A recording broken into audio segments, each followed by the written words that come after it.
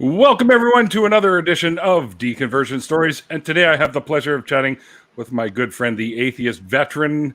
I also want to make a few announcements before we go live.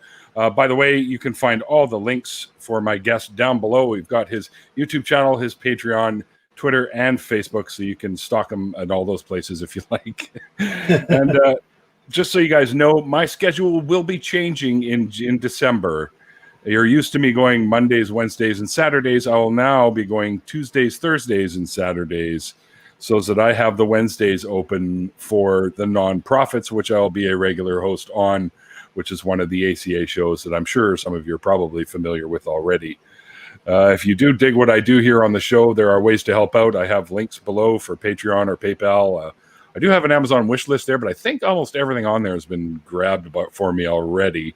And like things like that I had on there, which I've got now and stuff like that. And speaking of the Patreon guys, thank you to all my wonderful patrons. It's because of you that I'm able to improve this show. And last but not least, Randolph Richardson, the president of Canadian Atheists, and myself will be starting up our own call-in show coming up in the new year sometime. We're still putting the studio together. If you're a member of the True North Talk group on Twitter, you've probably seen some of the pictures, but I'm sure many of you have already seen some of the videos of the construction of it, the hilarious construction that Randolph and I have been doing to put the studio together. Anyways, so today I have the Atheist Veteran with us, to share his deconversion story with us. And also we're going to talk a little bit, because it's still fairly close to Remembrance/Veterans Day. As you guys remember, I had my show with Kenneth Leonard just a few days ago. So we'll be talking a little bit about his military service and what that meant for him, and if it had any, effects and stuff like that. But we'll get into that pretty much at the second half of the show. But I think we'll start out with, tell us about which belief system you were once a part of and how you kind of found your way out of that belief system once those dominoes started falling.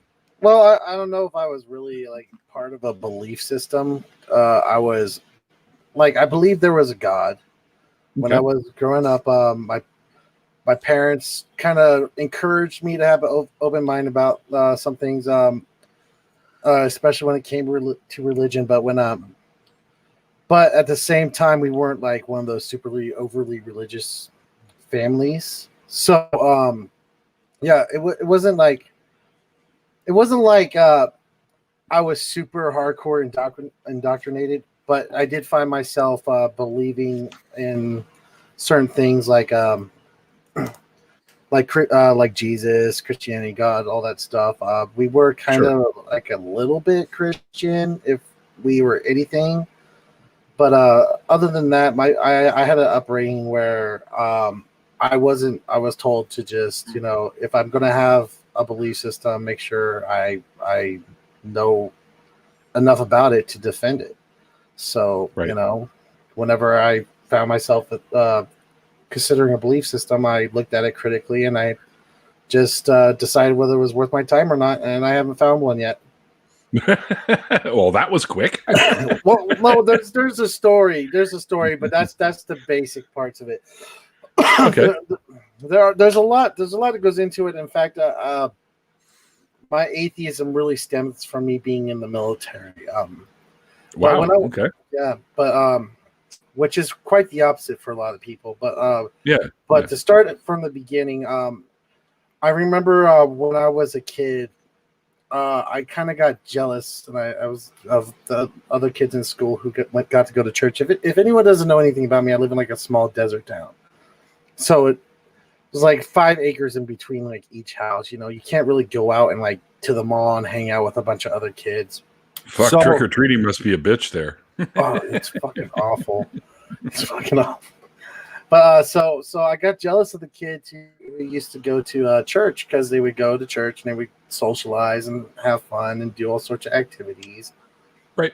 Yeah, and then and I was about 8 years old, and my mom picked me up from school, and I asked my mom, I was like, Mom, why don't we go to church? And my mom looked at me and she said, if you wanted to talk to God, why would you need to be in a building for that? Right. So sure.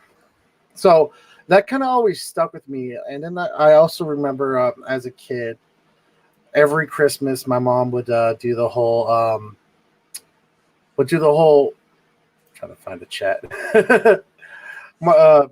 They would do the whole recite the story of Jesus's birth, and we would read into that because we were somewhat Christian, but like I said, we weren't like overly over the top about it.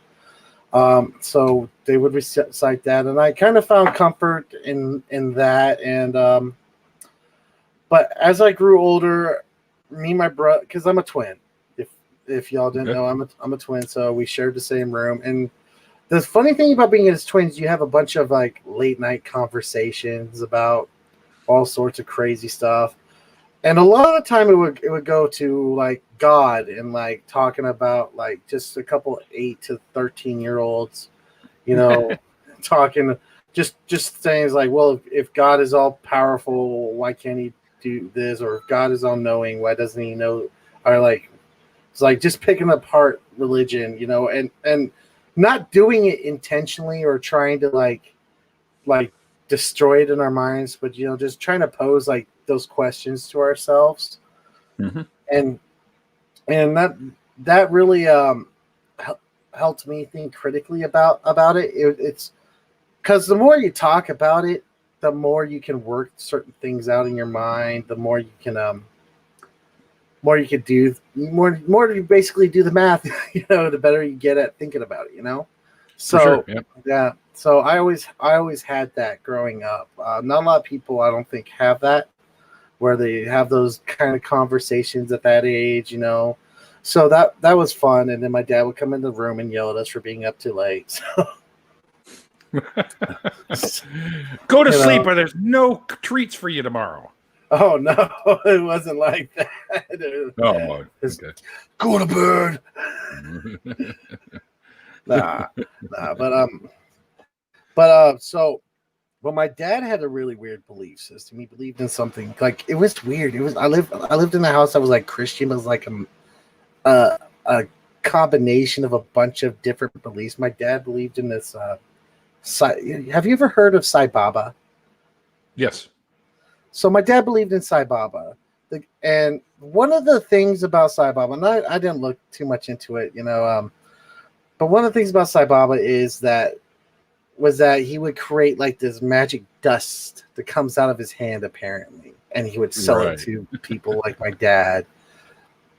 And so I know this seems a little bit kind of connects to the Sai Baba thing. We lived in what we believe to be a haunted house. Now that I'm a little bit older and a little bit more of a critical thinker, I take some of my experiences. I'm like, well, did I really see that, or was it something else? But we believed we lived in a haunted house. So my dad, believing in Sai Baba, whenever something spooky would happen or something weird would happen, he would bring out the magic dirt that Sai Baba would send him in the mail. And he would put it on our tongues.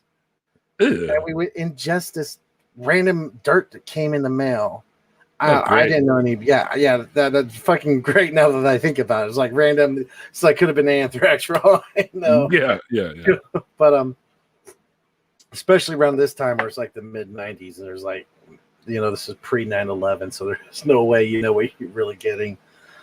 But yeah, so we would ingest this magic dirt, and so one day I noticed my dad, because we moved out and went to a different place, and I noticed my dad took down all of his little Sai Baba posters and stuff. And I go, Dad, what's up? He's like, oh, I found out he's a pedophile. Oh, jeez, really? Yeah, so I was like, well, if there's any reason to leave a religion, I guess that's it, So yeah. Tell that to the Catholics. Yeah, right.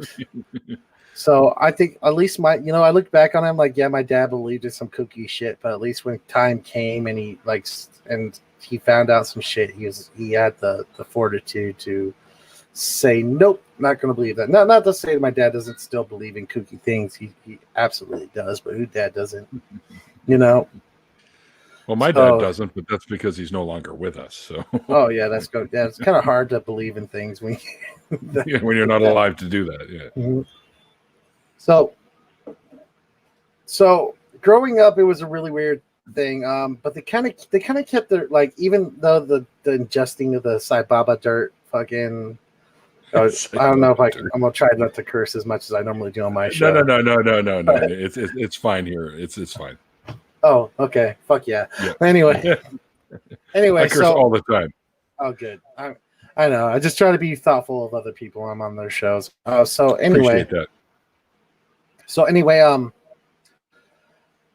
like I said, is like, even though we ingested like a lot of Sai Baba dirt and or whatever, it's like my parents actively try to keep their cookie beliefs to themselves, which was fine with me. And my mom right now, I didn't find out till I was 20 years old, is a Wiccan. Well, no, she's not Wiccan. Oh, wow. She's classified as something else, but she's like a witch, which is weird and good. But I've heard my mom like say that she's like cast spells on like our enemies and shit. I was like, Mom. Wow. I'm just like, Mom, why don't do that shit? It doesn't work. So yeah, it don't work. But you know, it's just like, you know, I want to get her out of that mindset of like, hey, you know, this is gonna fix my fucking problem. It's not. You know, going out and fixing your problem is how you fix your problem. Right. Not chanting a few words. Yeah, chanting a few words into a candle around a Ouija board or whatever, you know. So it was weird because even though I live in Southern California, which a lot of people think is very liberal, it's not where I'm at. It is super conservative where I'm at. So, you know, growing up with this this complex, weird mixture of religions, while at the same time not really, you know, buying into the bullshit. It's not that I didn't buy into it; it's that it was always in like, you know, not part of my life. It was just like, oh yeah, whatever, Jesus, okay, like a side note or something. Yeah, you know how some people like they make it like their main part of their, you know, personality. It was so far away from like my personality or my lifestyle, and I was just like, no. So I grew up and so it was kind of weird because I wasn't super social because, you know, once again, there wasn't much to do around here, and my mom made a good point that kind of stuck with me about the whole, you know, why would you need to go to church thing. Mm-hmm. So, but yeah, so I became antisocial all the way up to high school. And then I came into high school and I found that I didn't need religion to really, you know, make friends or be part of a community. I found other things to do. Like I played football and, you know, I played computer games. I was like this weird nerd / jock, you know, hybrid. It was weird. But so after high school, I joined the Army. And this is where the whole thing really just starts crashing. The whole religion thing starts crashing down on me. In basic training, and every Sunday, if anyone's ever been in the military, every Sunday you pretty much got a choice. You can go to church, or you can stay at the barracks and you gotta clean the barracks. And you know, which is by itself totally fucking messed up. You know, it's like, and this is one of the few things that led me to come to the conclusion that the military allows the church to recruit in the military. But so I go talk to my friends. I'm like, oh yeah, well, I'm gonna go to your church, you know, and we're gonna skip. I lied and said I was a Christian. Okay, Nathan. Well, you know, when you first enroll, don't they ask you what belief system you're a part of? Like, doesn't that on the form? Yeah. Well, what did you put? You don't have to answer. I put NA. You know, okay. I know people. Okay. You know, they put on your dog tags. It'll put pretty much whatever, you know, as long as it's technically a religion, which is even by military standards is extremely loose. I had someone who had on their dog tags Jedi Knight. Beautiful. Yeah. So you know, but it doesn't matter, you know, you can still go. Even if I put on there like fucking militant atheist, you know, if I wanted to go to church, they would never stop me. Right. You know, which was and I went to do the church thing, and of course, you know, you got so many. It's like night and day. Let's say you if you've ever been to basic training, and I'm sure people in the chat know, or people in the chat who are veterans know that you go to basic training and you just like they take everything. You know, you don't even remember what sugar tastes like. You know, but when you go out on Sunday, you can get all that shit. You know, you can go out on Sunday, you can get all that shit. So it's very, very, very tempting to do that. And which isn't too extreme. There's this one other experience that I had in basic training though that was way worse. So same exact tactic, you know, hey, we're gonna let you go out and experience a little bit of freedom for a little bit. I was in AIT, which at the time was known as OSET. So instead of like going to basic training and then doing my job training, it was basic training with your drill sergeants, and then you got your drill sergeants throughout your job training. So you like as a 74 Delta, it's a 5-month-long fucking excursion of being with your drill sergeants. Wow. So they say, okay, well, we're doing this thing. It's just a day away. You can get away from the unit and you can have a day away. And I was like, okay. So they didn't tell us like anything else. Nothing else. Like, okay, we're going to get you guys on this bus and you guys are going to go. I'm like, okay, cool. They're like, what's going to be soda, burgers and shit. Yes. So we get there, we get on the bus, and the bus gets there, and the drill sergeant comes on the bus and goes, "Oh, by the way, you know, you're gonna have to sit through like this hour-long sermon of this church." And I was like, "Yeah, thanks for letting us know now." No, I was a 74 Delta, Nathan. I was a chemical operations specialist. I was gathered in the CBRN room. Sorry, I'm reading the chat too. But okay. Yeah, so I'm like, whatever, screw it. And we get off the bus, and we have our funnel cakes and our fatty foods and our licky chewies and all that good stuff. And it comes time to go into the church. We go into the church, and we go in there, and this is by far the worst church. And I've been to church a few times for a whole myriad of reasons, you know, from impressing girls to just, you know, trying to find my spirituality that I, you know, just don't have. Sure. But this is by far the worst one I've ever had. I went in there, and it's one of those fire and brimstones preachers, you know, just fucking. Oh boy. Yeah, just like, you know, you're gonna go to fucking hell, you know. He's like, you're a bird forever, you know. If you want to be saved, you know. It's like, and you know what? I was 19 years old. I was very impressionable. And it goes down. It's like, okay, everyone, lower your heads. Don't look at each other. If you want to be saved, raise your hand. And my dumb ass goes, I'm afraid of hellfire. I'm scared. So they leave me in the back room, and they didn't even baptize us. They just gave us like this card that said I was saved today. So, right, because it's that easy, right? Yeah, it's that easy. You know, God just gave them business cards. Just like, yo, you know, pass this shit out, yo. So I'm sitting there that night, and you know, I'm kind of like feeling like, yeah, stoked. You know, I'm like, my soul is gonna be saved. I'm gonna you know, go to heaven and shit. You know, and I wanted to keep that going. I wanted to like actually be religious from that point on. Right. You know, I wanted to, but just like everything else in my life, I procrastinate and I ignore. So I didn't like keep going to church, which turned out to be a good thing for me, if you ask me.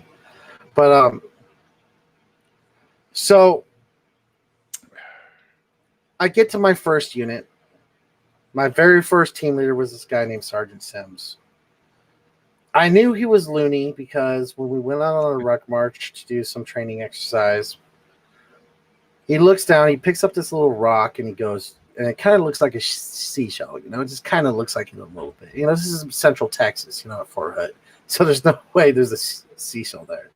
You know. So he picks it up, and it looks like it's kind of like a seashell to him. I didn't really see the resemblance. And he goes, "You know why this is a seashell?" I'm like, "No." He's like, "Because the whole world was underwater." I was like, Yeah. "All right, this is gonna be a fun experience. Fun." So did he? Was he clearly by that statement he was a Noah's Ark believer?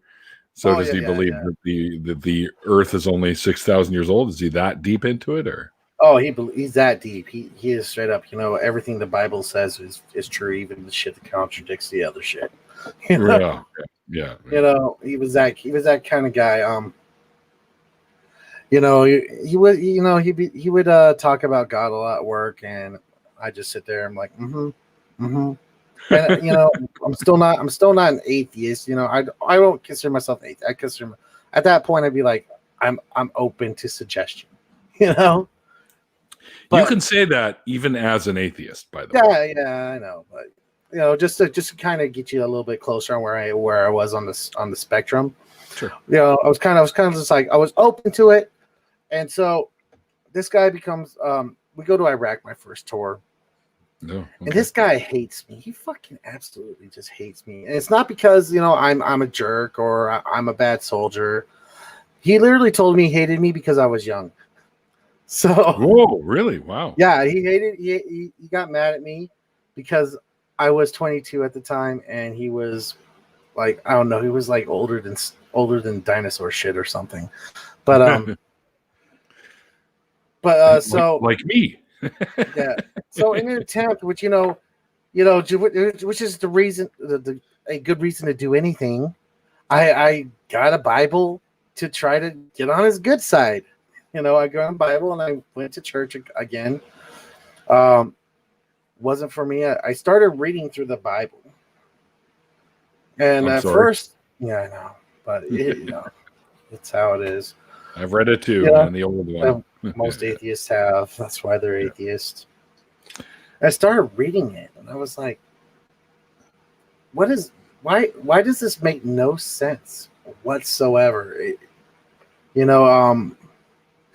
lot of the stuff contradicted itself. There's a lot of stuff that doesn't make sense. Like, why would God why would God have a problem with iron? Why does God need foreskins? Is he circumcised? Because we're created in his image. Like, well, shouldn't he have created us? It says, I can't remember where it says this, but apparently we're his perfect creation. Well, if we're so perfect, why did we suddenly need alterations? Well, the thing is like, it doesn't even need alteration. It's like a little raincoat for your willy, turtleneck. It's like, it keeps it nice and warm down there. There's nothing wrong with the foreskin. Well, I was raised Jewish, so I didn't have a choice. I was like an infant when they did it to me. So that's one thing my dad did that I always appreciated him for. He's like, yeah, we're just going to keep that on there, even with the crazy beliefs. Yeah. But my dad believes in Bigfoot is an interdimensional traveler from Mars. From Mars, okay, interesting. He brings up pictures of Mars, and like, you see that right there? That's a Bigfoot mine. Like, Bigfoot is actually mining on fucking Mars. For what? What's he mining for? I don't fucking know. It's fucking weird. So I got this Bible, and I'm reading through it. Go ahead. I'll just address this. I don't know, like a whole bunch. Buy them in bulk. I do. I buy like a dozen at a time. See, there you go. Anyway, there's even more here. There's a couple more. There you go. There's a chance or at least a dozen. Yeah. Usually I have about a dozen at a time because I'll wear them for like a couple of days and then switch to a new one. Yeah. Depending. In the summertime, I put a brand new one on every day because I get a little sweatier. In the winter, it's a little different. I don't get as gnarly in the winter, so I'll change them every other day or every second day.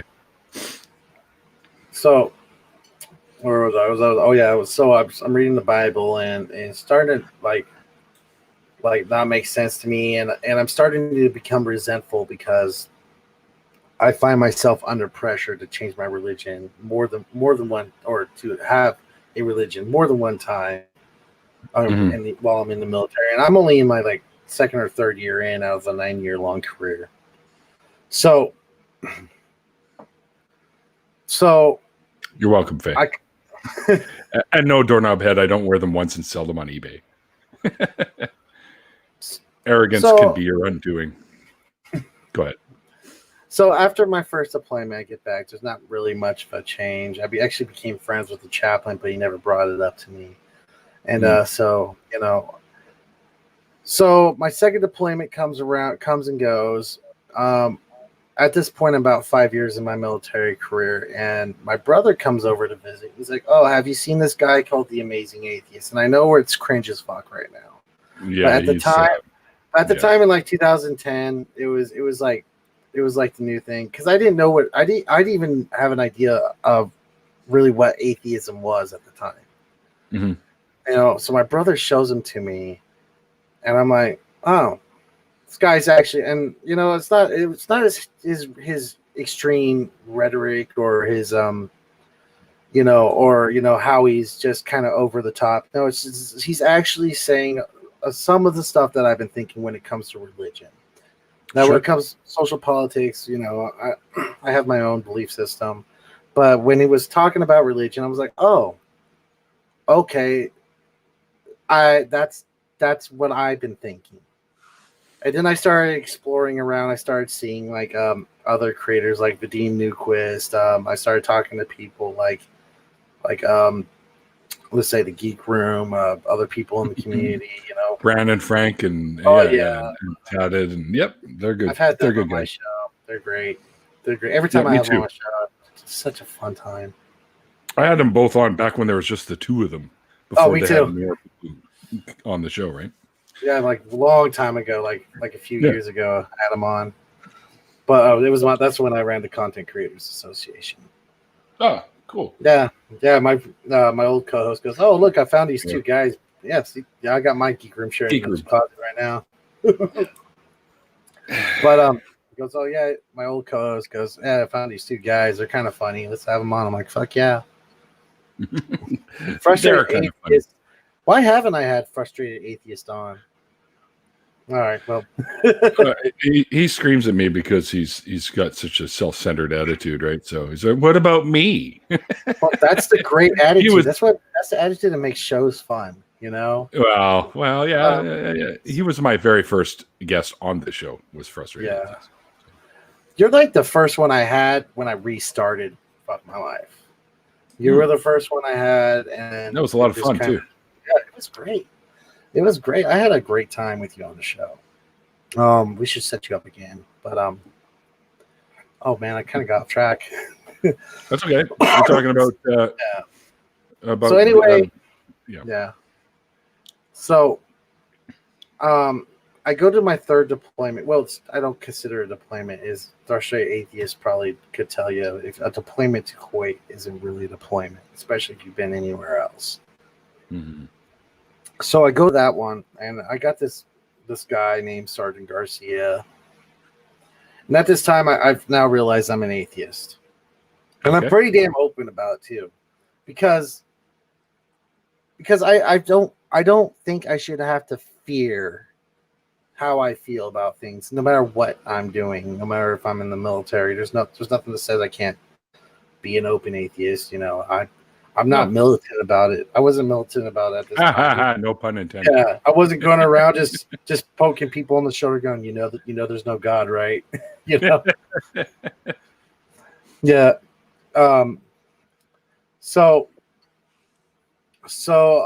But the problem with that is that you're obviously a minority in the military. But I did enjoy debate, and I got lucky enough to have a couple of good friends who were actually atheists in the same platoon as me. I don't know if I just drew other people in with me or whatever, but so we would sit around and as other veterans will tell you, like, you'll have a lot of downtime where you're just sitting on your thumbs and you'll talk a bunch of smack, and the topic of religion would come up from time to time, and we would just talk about that. And I had this platoon sergeant who was just a total shitbag. His name was Sergeant Albino. Sergeant Albino would come in and be like, "What are you talking about?" And they'd be like, "Well, Byrne and Schultz they don't believe in God." And he'd be like, "What are you guys, fucking stupid?" It's like, yeah. Funny, we were thinking the same thing about you. Yeah, right. Mm-hmm. But I had this other squad leader. He was a nice guy. I don't want to make him sound like he's a piece of shit. My squad leader was Sergeant Garcia, and they actually made me a little plaque while we were in Kuwait, which was nice. It was like handmade plaque. It looked like something your kid would bring home from school, but it was nice. It's it's a macaroni pitcher that goes on the fridge. Yeah. Yeah. So, but I require macaroni art. So part of my responsibility, because at that time I've now been a team leader, and part of my responsibility was ensuring that like other soldiers were squared away. And there's one soldier whose wife called me. She was like, "I'm afraid my husband's drunk and he's screaming." So I go down to his house. My platoon sergeant meets me down there. My team leader also meets me down there. And we go, and we just stay there until he just, he's asleep. He's not. We keep him calm. We keep him cool. What was he screaming about? No, he wasn't dreaming. He wasn't dreaming. Screaming. He was screaming. Yeah, he was just being a loud drunk, and his wife. He didn't. As far as I knew, he didn't say anything like threatening. So we did. She just wanted us there to just make sure, just like just make sure nothing happened. Yeah, because. If there's anything that's wrong with the military, is that there's an alcohol issue. There's a huge alcohol problem in the military. Not surprising. Yeah, and I love alcohol. Don't get me wrong. It is. Me too. It is one of the things that makes me happy. But at the same time, you're a happy drunk. Yeah. At the same time, there's something about the military that makes people do it in excess. Yeah, that's true. Exactly. So there's something about it that makes people do it to excess, and. So I would always have to like either be the DD or even though I didn't have a driver's license, but I would be the DD. Yeah, I didn't need that shit. You could drive a Humvee. You could drive a car. Yeah. No one would tell you that the driving Humvee is much easier than driving a car too. They're awesome to drive, actually. Oh, they are. It's like they stop a lot easier. Well, unless they're up armored, but yeah, they accelerate a lot slower. It's very not. It's not stressful to drive a Humvee. So anyway, we come back and my team leader is dropping me off because once again I don't have a license, and my wife dropped me off on the way there. My team leader drops me off again, and we're talking about it because at this point I'm like 8 years in the military and I'm still like an E4, and he's talking about promotion. Yeah. He's like, I might recommend you for promotion if I saw you in church more. Whoa, that's kind of blackmail, isn't it? Well, not blackmail, but like dangling a carrot in front of you. Yeah, that's just wrong. It's a church and state separate. It's a church and state violation. You can't do that in the military. But at the same time, like I said, he wasn't like my team leader wasn't a total dickbag, but my platoon sergeant was. So I let it slide, but it's shit like that just reinforced my belief system, and that it's just, it's not something I want to be a part of. Those kind of people who dangle, shit like that in front of you to be part of the little group. It's just not something I really want to be a part of. But yeah, so that's pretty much my military experience with it. After I got out, I went to college, and then like a year into my college degree, I started my YouTube channel, and that's how that went. But yeah, so, but it's weird because I found that I've lost a lot of friends once I came home from the military. Because when I was in the military, a lot of people they kind of judged me for it, but they didn't like throw me away, Mm-hmm. They didn't just like give up on me because I'm an atheist, But did they hold some sort of belief that they might be able to convert you? Nah, I think he's just like, we gotta live with Burn, so we're gonna fucking live with him. You know? Take him as he is, yeah. Yeah. But you know what? But at the same time, he's like, we had other stuff in common, and we actually live. When you live with people, you have more in common, so you have less, and you fight less. If that makes any sense, you know. Yeah. So when I came home, and people found out I was an atheist, I lost pretty much like all of my friends from high school, everything, all of my friends. I literally came home expecting to like hang out with people that I haven't hung out with in a while, and I still haven't seen. I've seen maybe one of them, but other than that, Wow, dude, I'm sorry. Yeah. Oh, you know what? I came to the conclusion that if they're gonna fucking throw me away for that, then they're not worth it my time anyway. And you know what? So I got lonely, especially after I launched my YouTube channel. I kind of got, I felt abandoned and thrown away, and I felt, which just at the same time made me even more angry. And if you look at my channel, you can definitely see this. You can see me going from you can see me starting off my channel just as really angry. You would say it's very amazing atheist style. Yes. Which I am not gonna lie. Yes. I take a lot from him, like the style and stuff. I like his style. It's very like entertaining. I like to be entertaining. I don't agree with him on a lot of things, but I do enjoy how he does his videos and how it looks and all the sound quality and all that stuff. So I borrowed a lot from it, but I was legitimately angry.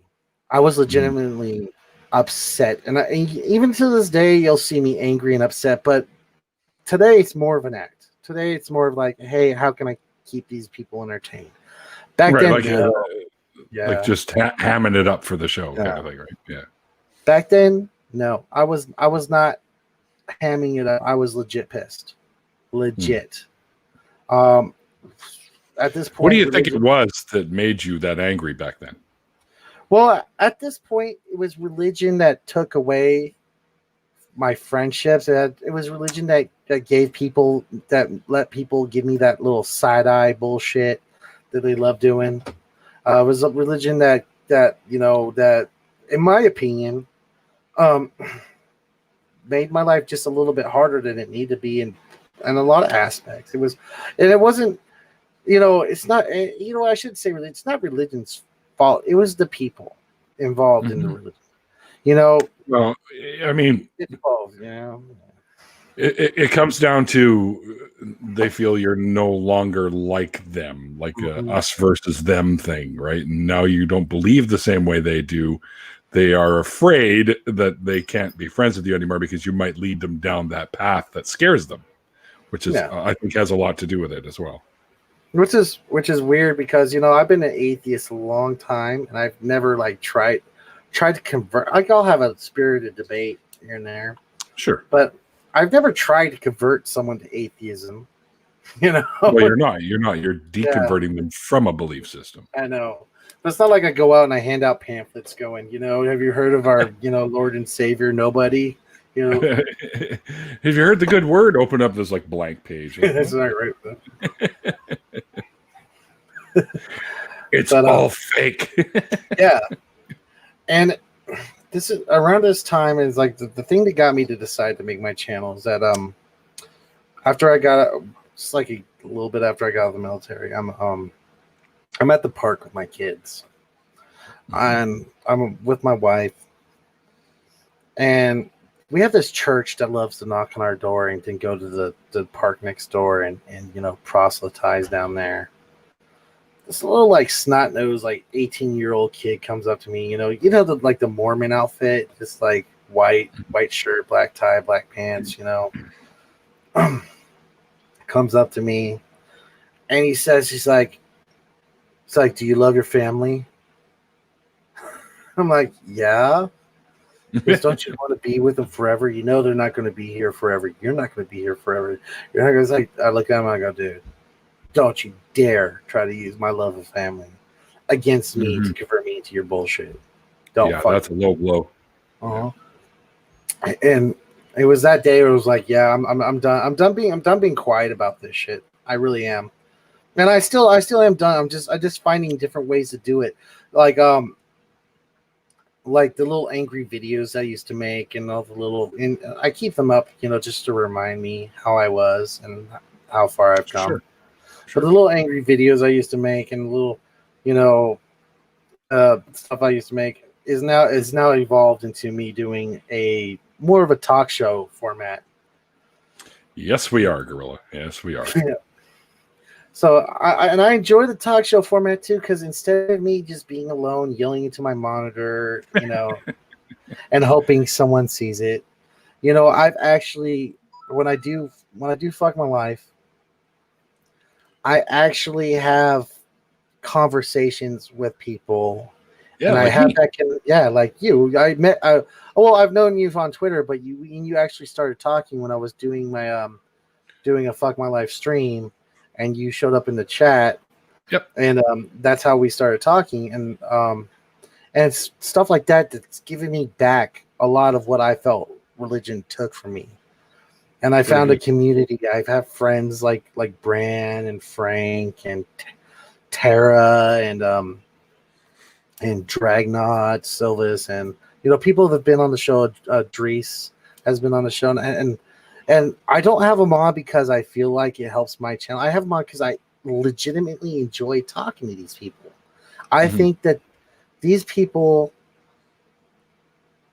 are like me, and we're such a minority. It's nice to be able, imagine if the internet just was gone or didn't ever exist. I would have almost no chance of finding someone like you or all the people I just listed out. And I feel extremely lucky to have that opportunity and talk to these people and to get their perspective on stuff and hear their deconversion stories or how they feel about things that are going on, or even if it's just basic YouTube drama or if it's whatever. I enjoy it. Yeah, it's a lot of fun. Yeah. And and it's really fun. I get to be on a show like this and talk to you as well, and talk to your wonderful chat. But I will. Careful, you might inflate their egos. Oh, kidding, guys. Kidding. But and I love it because I get to be this person that's smart, snarky, comedic, that I always envisioned myself being, but I couldn't do it without this community. The I don't even know if it's the atheist community, because not everyone's atheist. Like burnt toast. No, we got a few polytheists kicking around and pseudo polytheists and you name it. Yeah, like I want to give this example of I had burnt toast on my show a few weeks back, and cool. I assumed she was an atheist because almost everyone on my show is an atheist. But burnt toast came on, and she goes, "Actually, I'm not an atheist." I'm like, "Oh, okay, that's fine. We can have a discussion." And she's like, "But no, it's totally cool. We can have a discussion about it. We can talk about it, And she's not the kind of person that would look at you because you're an atheist and throw you away. Right. And it reminds me of something that my friend said when I first got to my unit. Because when I had this friend that I would drink with underage, but oops, I would drink with him, and he drunkenly saw this broken cross necklace, and my other friend's about to throw it away. He goes, "Don't throw that away. Jesus wouldn't throw you away."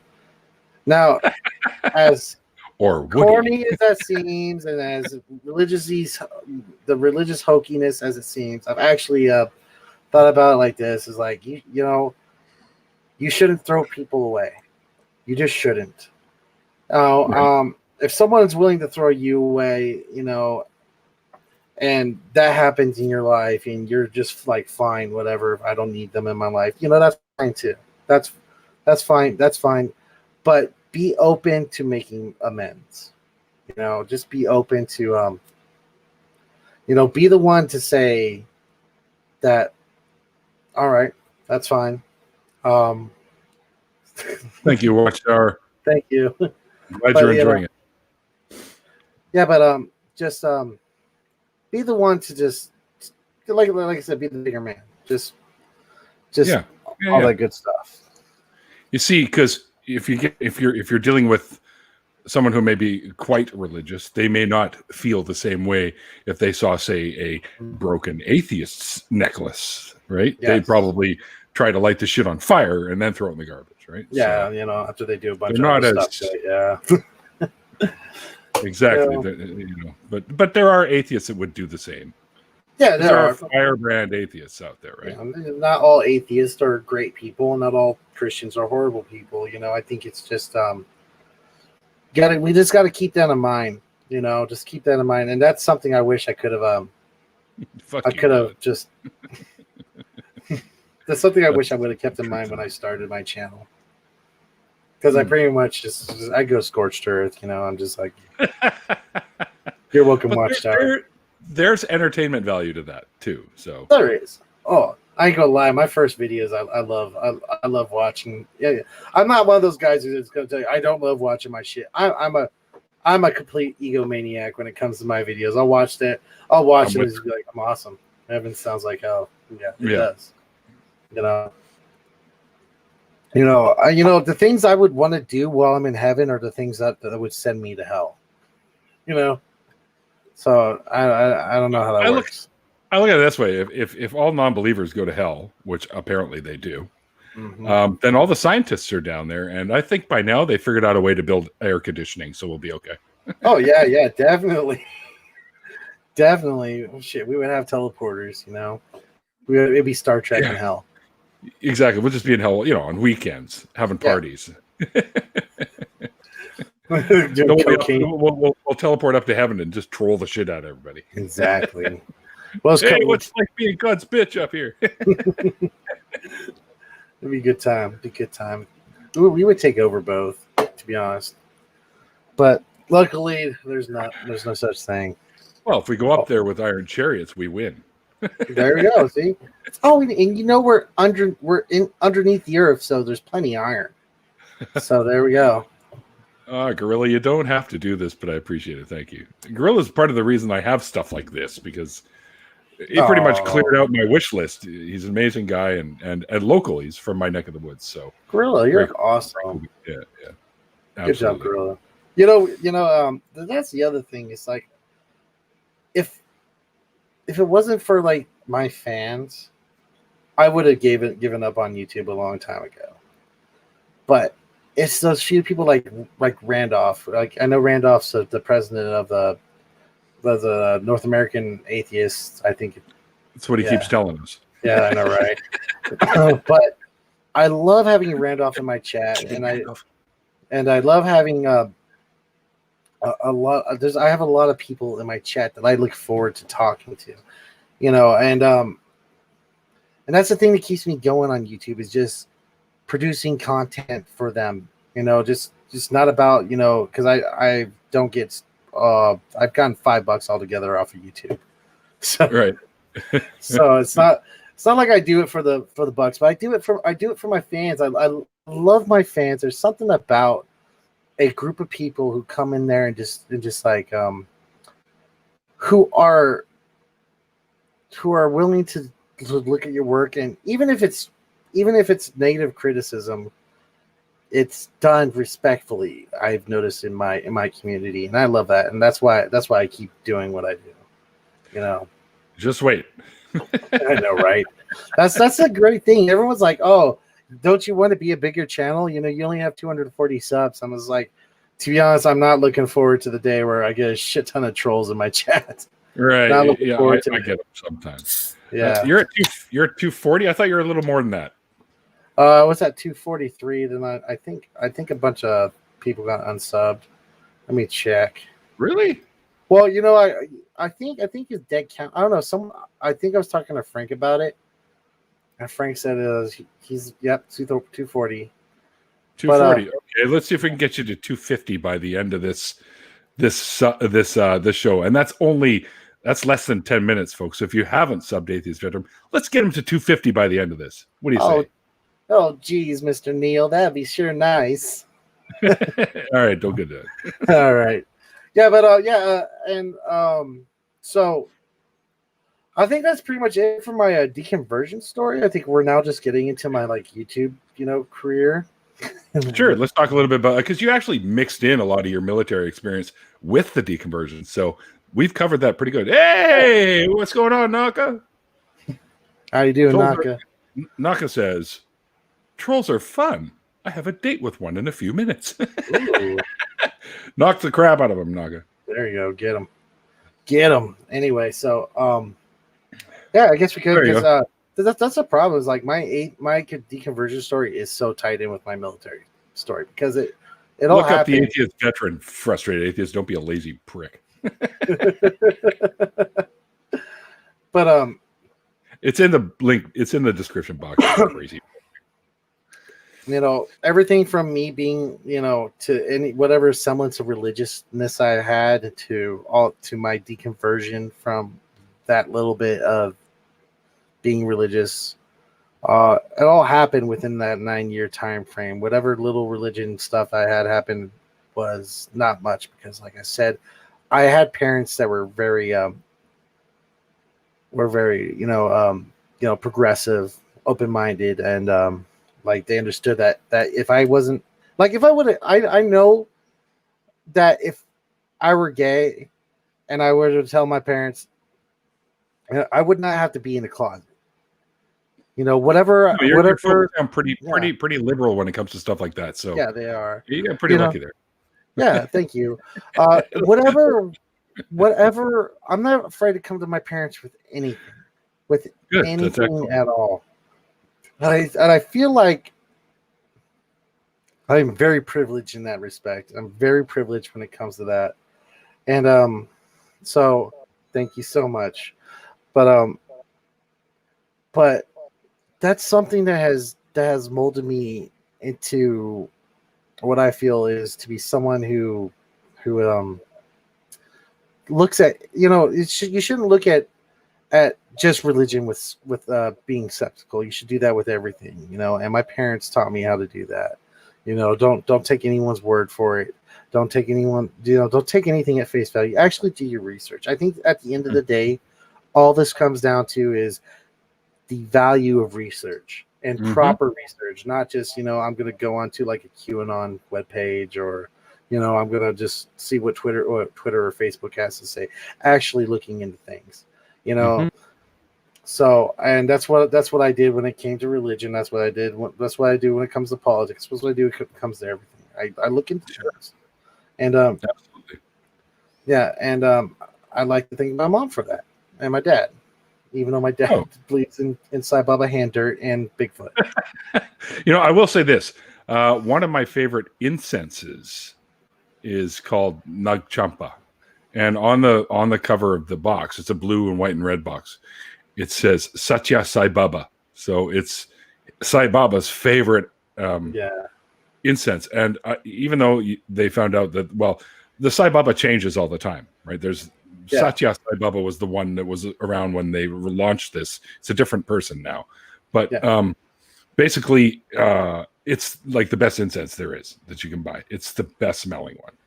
Yeah. So we're going to do a quick check here before we call this one over. And you have reached 250 subs, my friend. Holy heck. Yeah, man. There you go. Holy cow. You've got it, 250. Thank you so much, everyone. I appreciate that. A quarter way to 1,000, my friend. Once you hit 1,000, you'll be able to start getting all your you can do memberships, and which I'm going to figure out how to do soon, but I need someone to make me some emojis, because you have to have emojis and stuff. People can have special emojis. Oh, yeah. So I've got some people doing some work for me, so we'll see how that turns out. The emoji's got to have a bandana and a mustache. All right. Yeah, we need a floating bandana. We need a clinking beer glass. We need a bottle of beer or a can of beer, something like one of these things. Yeah. We need my logo spinning. We need some other cool shit, like a Hitchens and a Sagan face spinning or something like that. Because I always use the Hitchens Sagan's quotes. Yeah. PJ, did Twitter ban you? I know Yeah, PJ. but PJ's back under a new account. So unless they ban that one too, if that's the case, PJ, we're gonna raise some shit. Yeah, good. Yeah, I like PJ. PJ's fun. PJ's good people. She's a Bucks fan though, so I don't know about that. Hey, you're allowed to like wherever you like. You're not a Bucks fan though. You're a Tom Brady fan now. Tom Brady. Yikes. Tom Brady. Anyway. I'm a Seahawks guy, so. Yeah. What can I tell you? I am. Apparently, there's no more CFL because of the COVID. No. You mean the XFL?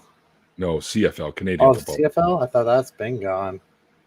No. They stopped it, of course, when COVID hit last year. Oh, okay. Right? And apparently, the whole league is just like broke now, and they can't even reboot it. They started the XFL again, and of course, the year, 2020, they restarted XFL. Yeah, and then that went under. Yeah. So, but then the Rock, Dwayne Johnson bought it from Vince McMahon, so there's still hope for that. So, yeah, if you're an XFL fan, he's probably going to wait until this passes and then try it again. Oh yeah, that would be the smart thing to do. I wish they would just do that with the NFL. There's already been a bunch of COVID-19 outbreaks on a bunch of different teams. Like my team, the 49ers, has a few people with COVID. I know who was it? The Panthers had a bunch. It was just it's a shit show. So Neil, how are you? I'm doing all right. What? Oh, Seahawk was your varsity team. Oh, okay. That's cool, though. Nice. All right. Well, what do you say we pick up this in an after party? You good for that? No, not at all. Never. Yeah, of course we can do it after party. It's your show. We do what you want. I sense it's some sarcasm there. But, well, I always do after parties. I always tell my guests they're not obliged to be a part of it, but I always encourage that they at least stick around for a while, right? So. Of course I want to be a part of your alpha party. I would love nothing more, Mr. Neil. You've been in once already, so. Yeah, I've been to your after parties. All right. Well, let's do that. Let's do that. We'll call this one a wrap. Go Chickens, Punchable Chicken. I love that name. That's great. All right. Well, dude, thank you so much for joining me, man. Oh, thanks for having me. We gotta book you on my show again, by the way. Well, yeah. Whenever you got a space or need someone to fill in, just let me know. Now, remember, I'm a busy cat, man. When's the most inconvenient time possible? We'll book you for then. All right. Well, because I'm going to be I got my shows, which are changing. A reminder, guys, because a lot of you weren't here when I started going. So I'll read through the stuff I was talking about before we got going again. Kind of like some announcements or whatever. My show is changing, coming in December. My last show will be in November for the original system, which is the Mondays, Wednesdays, and Saturdays. And coming up, I will be doing Tuesdays, Thursdays, and Saturdays, because Wednesdays will now be except for the days where I donate blood, which is always a Wednesday. Randolph knows this. He comes with me. I will be doing Nonprofit Show, one of the ACA shows I'm sure many of you are familiar with, the old Jeff D., Russell Glasser, and Dennis Loubet show, which is now being rebooted by the ACA with a bunch of us crazy folks like myself and Puck and Jenna, and not Jenna Belk, a different Jenna, and what her last name escaped me right now, Johnny Angel, who you guys saw on my show recently, and a bunch of other fine folks. So that's going to be doing on Wednesdays. We tape Wednesdays, and then it gets aired on Sundays between Talk Heathen and the Atheist Experience. Also, don't forget, guys, that if you liked what the Atheist Veteran, or I can tell you use your name anyways, right? Yeah, you say Robert. Yeah, Robert. His links are below, so you can follow him on YouTube. And thanks to everyone who helped get Robert up to 250 tonight. That's amazing. I was glad we were able to do that. You could also follow him on Twitter, Facebook, and of course, if you dig his show, I've been a guest on his show, Fuck My Life, or FML as it's called, or whatever. And it's some great chats going on there as well. You'll see people like Dragnut Silvis on there as well. So the links are below for that. Don't forget also that Randolph and I are starting up our own call-in show coming up in the new year called True North Talk. If you haven't subbed to that channel, what are you doing? I know we're not making videos yet, but we are throwing in the odd construction videos, we'll call them. And Peter did a really funny one where he put it to the old Benny Hill theme song, and so you see us running around like a bunch of idiots trying to put up this wall. It's pretty funny. But anyway, yeah. And thank you to all my patrons. You guys are the reason that this show gets much, much easier for me to do and better as I go along. And if you aren't a patron and you'd like to help support the show, there are links to that below. There's a Patreon link, PayPal link. There's also my Amazon wish list, which I think was pretty much cleared out by the quiet gorilla down there in the chat. So I'll think of new things to put in there at some point. It might just be some frivolous stuff that I've just kind of wanted. You know, stuff like, you know, this. Oh man! I want that. Right? Yeah, I know it's the Mandalorian ship, which is a great fucking show. And I'm not sure if you guys watched the latest episode of the Mandalorian, but if you are a fan of the Clone Wars animation, you're gonna like the name drop that they did. Oh yeah, there's a couple of name drops. Oh no, but the one that kind of was like, what? Really? Mm-hmm. And it's like, cool. So anyway. That's about it for tonight, guys. So I hope you guys enjoyed the show as much as we did. Thank you so much for hanging out and being a part of this. And as I always say at the end of these shows, with the whole COVID-19 thing going out, you know, remember, guys, to be well and be safe. You know, wash your hands, wear a mask, all the usual stuff there too. And remember to be well and be safe, be well, and above all, be kind. That's the main one right there. Be kind to each other. And like the late, great Christopher Hitchens once said, as I always say at the end of these shows, it's called faith because it's not knowledge. And we'll see you guys next time. If you're interested in joining the after party, send me a message on Twitter or Facebook if you're not on Twitter. And we will see you guys next time. I hope you guys like the new intro-outro music. If you do and you want to know more about it, it's my band. If you'd be interested, I can send you a link so you can hear lots more of it. We'll see you guys then. Bye.